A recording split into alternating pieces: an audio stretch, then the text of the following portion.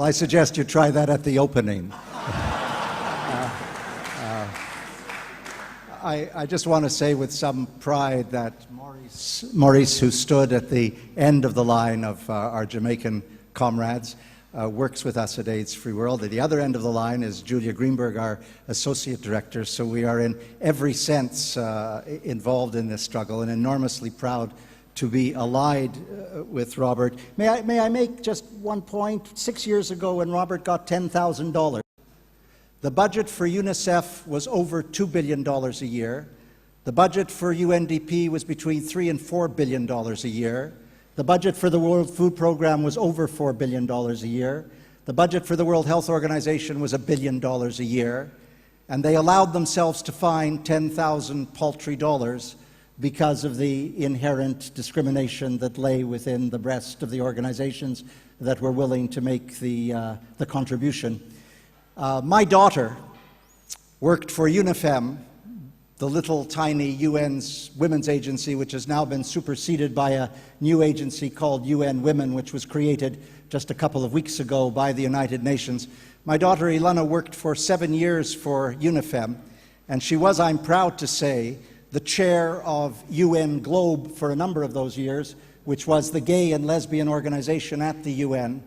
And you cannot imagine the hatred and opposition visited on her when she was attempting to bargain for pensions and for same-sex benefits for partners, and the extraordinary willingness of the UN Secretariat to bow to the ugliest visceral sentiments of the most homophobic nations. It's a long battle, and what Robert says is entirely accurate. You've got to fight this battle next week in serious and unremitting ways.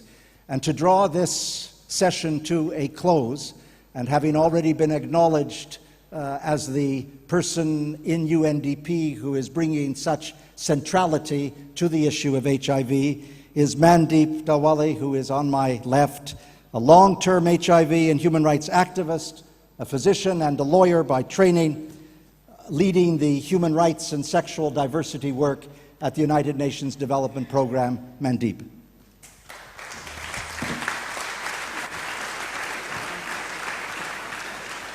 Thanks very much. I'm going to put the mic down as well. Can everybody hear me?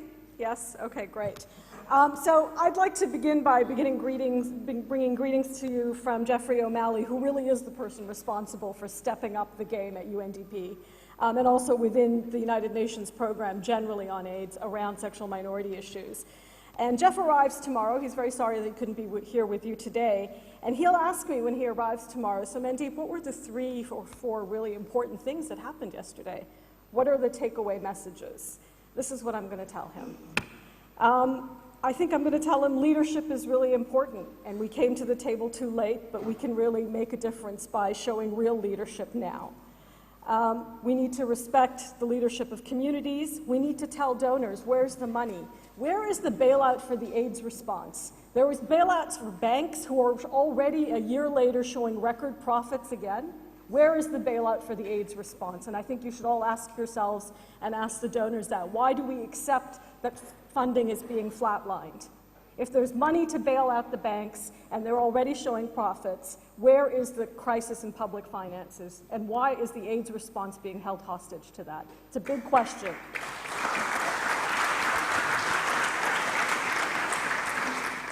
The second interesting reflection Michelle touched upon this morning is the redistribution of prevention resources.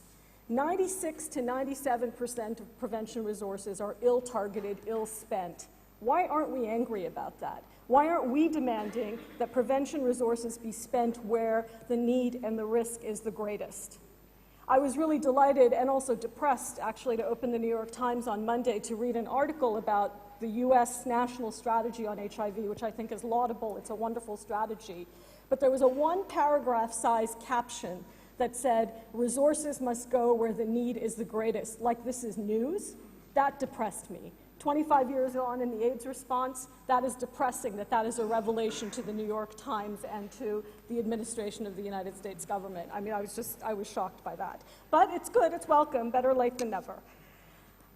I think we as a community need to foster, support, mentor and invest the next generation of leaders in the AIDS response and young MSM leaders. I'm always surprised, actually, at how many of us old-timers are around, and I think, you know, when Igor did his exercise, I knew that there was only going to be a few hands, and it's sad that that happens every time you do that. And I think we should make a commitment, each and every one of us, to picking one person that we're going to mentor over the next year or two, so when we come back next year, there's at least double the number of hands when we do the same exercise. So let us go away with that. And I think that programs like the United Nations Development Program, like UNAIDS, need to really invest in mentoring and supporting the young leaders of the MSM community, the LGBT community. I was also struck by the visibility and the engagement of, and the interconnectedness of community, national, regional, and global networks. And I think that that's fantastic. It's made possible by technology, but it's also made possible by people being committed to working together and supporting each other. And I think we need to invest in much more of that, and particularly the community networks. And my final point really is around finding common cause. I think common cause is really important. We heard a lot about building coalitions, different groups working together, mobilizing human rights activists, LGBT activists, AIDS activists. It's really important. What's the unifying theme? The unifying theme has to be about human rights. Without human rights, there can be no true empowerment. And that's the only way we're going to actually change the trajectory of this response, particularly in communities of MSM, transgender people, sex workers, and people who use drugs. I hope that this will be the conference where people challenge the constructions of religion and culture. These are man-made inventions. We can challenge them. We created these monsters. It's up to us to say, in no culture, in no religion, is it acceptable to hate people because of their sexual orientation and gender identity. In no religion, in no culture, is it acceptable to violate someone's human rights because of their sexual orientation and gender identity. That's our choice, and we can change that. And let this be a conference that really confronts that. I am tired of going country by country, having to defend to people that that culturally, we have to be culturally sensitive about homosexuality. No, we don't. No, we don't. It's not acceptable in any culture to violate someone's rights because they have a different sexual orientation or gender identity. So I think that's one of the things that we should have as a strong message when we leave here that we can articulate over the next couple of days. And I think with that, I'd like to say thank you. I'm really humbled to have been here. It's the first time I've been at the pre-conference. I've learned a lot. It's been, the message was be heard, but I did a lot of listening, and we'll take a lot of what's been said back to our work and try and learn from you in an ongoing way. Thank you very much.